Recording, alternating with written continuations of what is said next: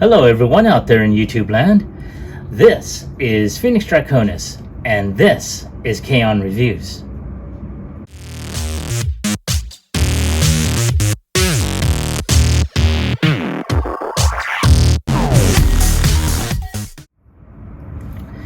Alright folks, now as you saw the intro, today's video is going to focus on the retro collection Star Wars The Mandalorian Ahsoka Tano.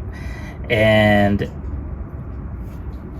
as I stated in my previous review concerning the retro Bo-Katan figure, I thought that basically they would be like the legacy figures, but no, they look just as they appeared, you know, or as Kenner had made them, you know, from 1977 on to like, God, I think the late 80s, early 90s.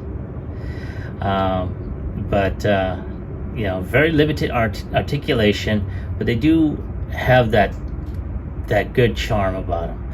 Now, as you can tell, you know, you have the bent and beat up, you know, edges of the box, the screenshot where you have Rosario Dawson on there, and then of course the figure itself, you know, very basic, generic. And of course her lightsabers were all one piece. Remember that? For those of us that actually collected the original 77 line, or I should say what, 81, 82, around there, when they did the separate lightsabers for Luke Skywalker. Oh man, that was like, wow. So that was pretty cool. I like that. And like on the other side, you do see the intro, or I should say the caption about the retro collection being inspired by the 1977 figures. So, and then of course, in addition to Bo-Katan and Ahsoka, or I should say Ahsoka, we also have the Mandalorian in Beskar armor, the Imperial Death Trooper, the Armorer, and Boba Fett Morak. So we got like 4 more figures within this immediate line. I'm not sure if I'll get the others, honestly. These were the only 2, or I should say this one and Bo-Katan were the only 2 that really interested me. Now, granted, I already have Bo-Katan Kreese in the Black Series figure, so I got that already. But this was just a nice little, you know, piece to have. So, other than that, I got nothing more to say, other than, without any further ado, let's go ahead and get her opened up.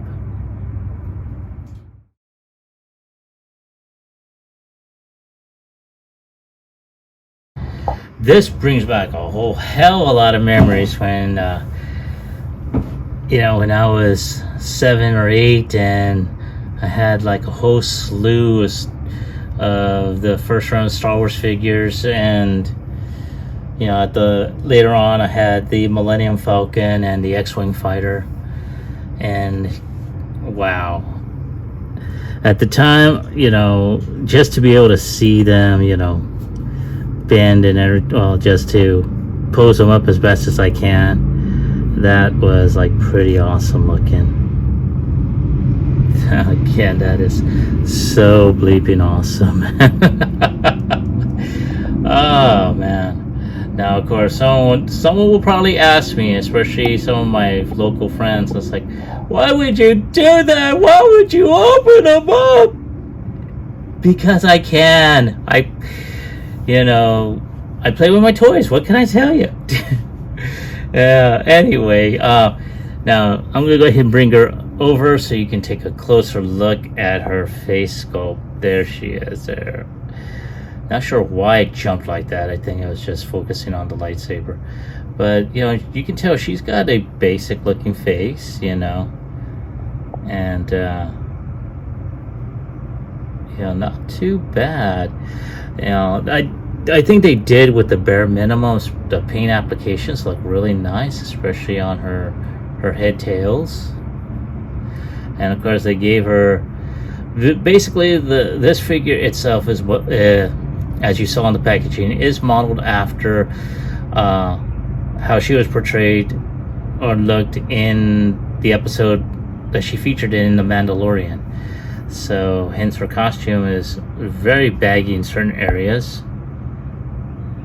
And of course, like like I mentioned before, you have the lightsabers that basically are just one solid piece, so that was pretty cool. Now you can tell, especially during that era of, come on, jeez Louise, during that era, granted they did their best with molding, and paint apps were bare at the very least.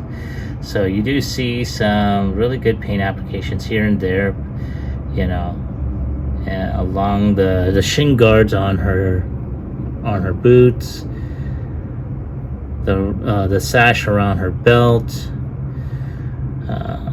her tunic up above, and again you got that semi-open back there on either side, the tie over here. Not too bad. And in terms of the lightsaber, there it is right there. As you can tell by the molded detail as the light hits it, it's all one piece. And I think they just did with the bare minimum at that time, so it's understandable. There she is, she's looking at you.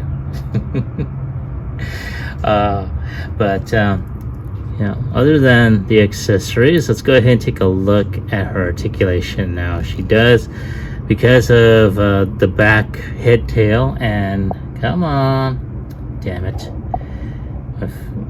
my camera keeps on going out of focus, so I do apologize for that, folks. So as you can tell, her head has limited articulation. It can look right, it can look left.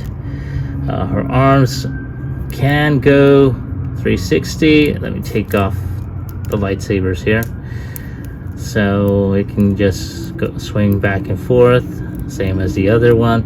There's no wrist articulation, there is no elbow bend, there is no waist swivel. Her feet can kick up and they can kick back if you so want to. Again, there is no knee bend, no thigh rotation, no ankle tilt, nothing. This is just a very, very solid figure. There we go. Sorry about that. Whoa. Okay, something's going on with my camera on this thing. But other than that, like I said, it is a very good tribute to an era of action figure, long gone. So it's a fine tribute. I like it. I mean, definitely I am going to put her back in her packaging. Unlike certain reviewers that basically rip their packages on camera, like mad fiends. I try and go ahead and just try and keep the packages intact. I've always been like that, as a matter of fact. Even when I was younger, my mom used to, even if the plastic bubble had torn off, I try and make sure that the image on here stayed. So one other thing, before I forget, something I noticed within the packaging is that for those of us that collected the original line, the weapons were always taped on there, especially the lightsabers. However, this time they went ahead and molded the insert to where you can just be able to slide the weapon in on one end, slide it through the other hole, and there you go, it stays there. no need for tape, because you have no idea how many times I had to go ahead and get a fresh thing of tape when the other one winds up, you know, drying off. So there you go. So other than that, you know, that is my take on the figure. So at this point in time, let me go ahead and give her my score. So on a scale of 1 through 10, I'm going to go ahead and give her an 8. Originally I was thinking 7, but you know what, I mean, this is a retro figure, so you know, because it doesn't have the additional articulation that some of the vintage figures have, or even the Black Series figures have, I shouldn't penalize it. But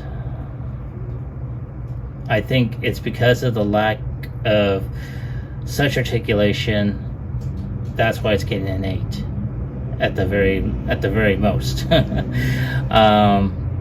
You know, the nostalgia factor does come into play, even though she is a new character. You know, so I am giving her that score of 8. But again, this is just my opinion. You know, someone else may think differently. But speaking of someone else's opinion, I'd like to hear from you all. Have you gotten this figure? And if so, do you like her? Do you hate her? As a matter of fact, before I continue on, I did pre-order her and Bo-Katan, the retro version, from Hasbro Pulse. So if they are still available, because I will check on it, if they are still available, I will put a link in the description down below. So other than that, like I said, you know, that is my take on the figure. I'd like to hear from you. Have you gotten her? And if so, do you like her? Do you hate her? Leave me a comment in the comment section down below. Like, share, subscribe to my channel. Click onto the bell icon so you can be notified when I put up new videos. I'd like to thank everyone for watching today. This is Phoenix Draconis, and I will catch you all on the flip side. Peace.